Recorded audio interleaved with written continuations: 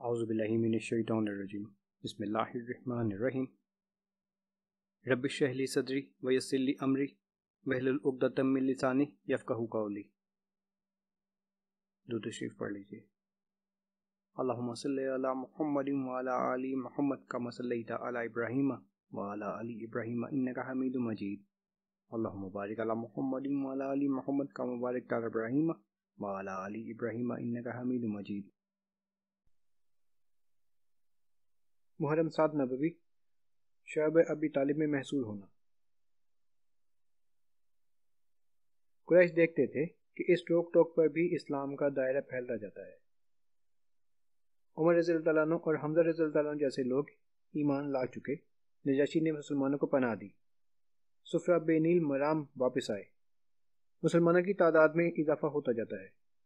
اس لیے اب یہ تدبیر سوچی کہ آنظر صلی اللہ علیہ وسلم اور آپ صلی اللہ علیہ وسلم کے خاندان کو محصور کر کے تباہ کر دیا جائے۔ چنانچہ تمام قبائل نے ایک معاہدہ مرتب کیا کہ کوئی شخص نہ خاندان بنی ہاشم سے قربت کرے گا، نہ ان کے ہاتھ خرید و فروخت کرے گا، نہ ان سے ملے گا، نہ ان کے پاس کھانے پینے کا سامان جانے دے گا، جب تک محمد صلی اللہ علیہ وسلم کے قتل کے لیے حوالہ نہ کر دیں۔ یہ معاہدہ منصور بنی اکرمہ نے لکھا اور در کعبہ پر آویزہ کیا گیا۔ ابو طالب مجبور ہو کر تمام خاندان بنی ہاشم کے ساتھ شعب ابی طالب میں پناہ گزین ہوئے۔ 3 سال تک بنو ہاشم نے اس حصار میں بسر کی۔ یہ زمانہ ایسا سخت گزرا کہ تلہ کے پتے کھا کھا کر رہتے تھے۔ حدیثوں میں جو صحابہ رضوان اللہ علیہم کی زبان سے مذکور ہے کہ ہم تلہ کے پتیاں کھا کھا کر بسر کرتے تھے، یہ اسی زمانہ کا واقعہ ہے۔ چنانچہ سہیلی نے روز الانف میں تصریح کی ہے۔ حضرت سعد وقاص رضی اللہ عنہ کا بیان ہے کہ ایک دفعہ رات کو سوکھا ہوا چمڑا ہاتھ آ گیا، میں نے اس کو پانی سے دھویا، پھر آگ پر بھونا اور پانی میں ملا کر کھایا۔ ابن سعد نے روایت کی ہے کہ بچے جب بھوک سے روتے تھے تو باہر آواز آتی تھی، قریش سن سن کر خوش ہوتے تھے، لیکن بعض رحم دلوں کو ترس بھی آتا تھا۔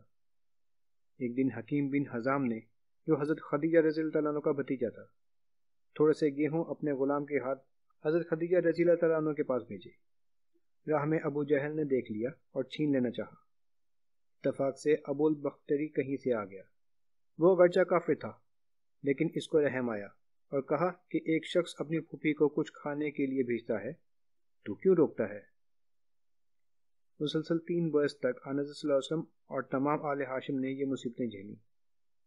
بالآخر دشمنوں ہی کو رحم آیا اور خود انہی کی طرف سے اس معاہدے کی توڑنے کی تحریک ہوئی۔ ہشام عامری خاندان بنو ہاشم کا قریبی رشتہ دار اور اپنے قبیلہ میں ممتاز تھا۔ وہ چوری چھپے بنو ہاشم کو غلہ وغیرہ بھیجتا رہتا تھا۔ ایک دفعہ وہ زبیر کے پاس، جو عبد المطلب کے نواسے تھے، گیا اور کہا، کیوں زبیر، تم کو یہ پسند ہے کہ تم کھاؤ پیو، ہر قسم کا لطف اٹھاؤ اور تمہارے ماموں کو ایک دانہ تک نصیب نہ ہو؟ زبیر نے کہا، کیا کروں، تنہا ہوں، ایک شخص بھی میرا ساتھ دے تو میں اس ظالمانہ معاہدہ کو پھاڑ کر پھینک دوں۔ ہشام نے کہا، میں موجود ہوں۔ دونوں مل کر مطعم بن عدی کے پاس گئے اور ابو البختری ابن ہشام زمہ بن الاسود نے بھی ساتھ دیا۔ دوسرے دن سب مل کر حرم میں گئے۔ زہی نے سب لوگوں کو مخاطب کر کے کہا، اے اہل مکہ، یہ کیا انصاف ہے کہ ہم لوگ آرام سے بسر کریں، ابو ہاشم کو آب و دانہ نصیب نہ ہو؟ خدا کی قسم، جب تک یہ ظالمانہ معاہدہ چاک نہ کر دیا جائے گا، میں باز نہ آؤں گا۔ ابو جہل برابر سے بولا، ہرگز اس معاہدے کو کوئی ہاتھ نہیں لگا سکتا۔ زما نے کہا، تو جھوٹ کہتا ہے، جب یہ لکھا گیا تھا اس وقت بھی ہم راضی نہ تھے۔ غرض مطعم نے ہاتھ بڑھا کر دستاویز چاک کر دی۔ مطعم بن عدی، عدی بن قیس، زما بن الاسود، ابو البختری، زہی سب ہتھیار باندھ باندھ کر بنو ہاشم کے پاس گئے اور ان کو درہ سے نکال لائے۔ بقول ابن سعد، یہ سن 10 نبوی کا واقعہ ہے۔ اسی زمانہ میں معراج واقع ہوئی، جس کی تفصیل تیسرے حصہ میں آئے گی۔ اسی زمانہ میں نماز 5 گنا فرض ہوئی۔ سن 10 نبوی، حضرت خدیجہ رضی اللہ عنہ اور ابو طالب کی وفات۔ آنظر صلی اللہ علیہ وسلم اب شعب ابی طالب سے نکلے تھے اور چند روز قریش کے جور و ظلم سے امان ملی تھی کہ ابو طالب اور حضرت خدیجہ رضی اللہ عنہ کا انتقال ہو گیا۔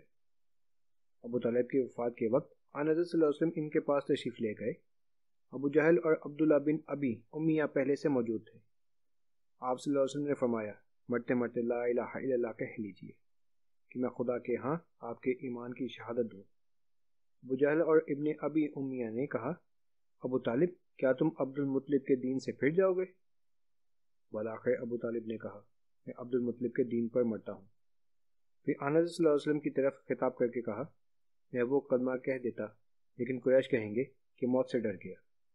آپ صلی اللہ علیہ وسلم نے فرمایا، میں آپ کے لیے دعائے مغفرت کروں گا جب تک کہ خدا مجھ کو اس سے منع نہ کر دے۔ یہ بخاری اور مسلم کی روایت ہے۔ ابن اسحاق کی روایت ہے کہ مرتے وقت ابو طالب کے ہونٹ ہل رہے تھے۔ حضرت عباس رضی اللہ عنہ نے وہ اس وقت تک کافر تھے، کان لگا کر سنا تو آنظر صلی اللہ علیہ وسلم سے کہا کہ تم نے جس کلمہ کے لیے کہا تھا ابو طالب وہی کہہ رہے ہیں۔ اس بنا پر ابو طالب کے اسلام کے متعلق اختلاف ہے، لیکن چونکہ بخاری کی روایت عموماً صحیح مانی جاتی ہے اس لیے محدثین زیادہ تر ان کے کفر ہی کے قائل ہیں، لیکن محدثانہ حیثیت سے بخاری کی یہ روایت چندان قابل حجت نہیں کہ آخری راوی مصیب ہے جو فتح مکہ میں اسلام لائے اور ابو طالب کی وفات کے وقت موجود نہ تھے۔ اسی بنا پر علامہ عینی نے اس حدیث کی شرح میں لکھا ہے کہ روایت مرسل ہے۔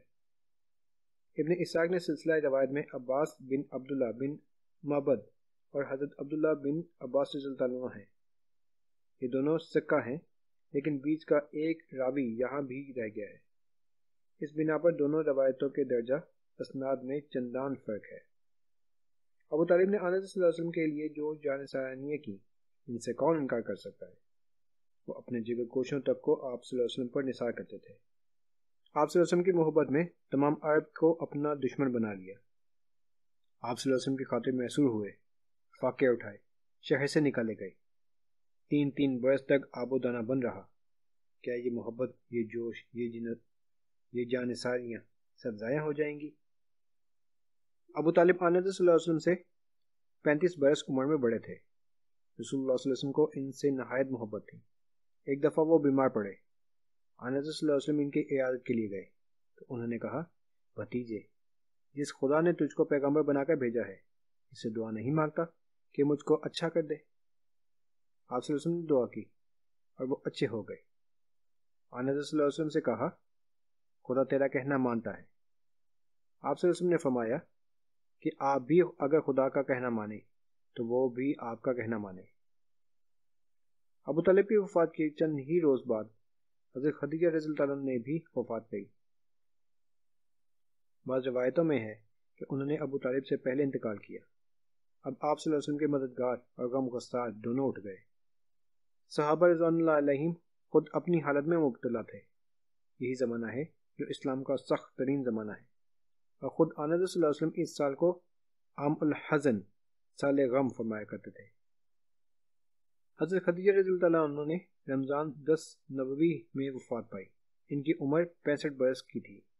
مکہ میں حجون میں دفن کی گئی۔ آنظر صلی اللہ علیہ وسلم خود ان کی قبر میں اترے۔